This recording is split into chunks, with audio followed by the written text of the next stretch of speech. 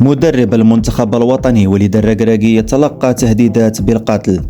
كشف الناخب الوطني وليد الركراكي أنه تلقى تهديدات في أعقاب الخلاف الذي حدث بينه وبين مبيبا عميد منتخب الكونغو، حيث قال بهذا الخصوص: لقد تلقيت رسائل تضمنت عبارات عنصرية وتهديدات بالقتل.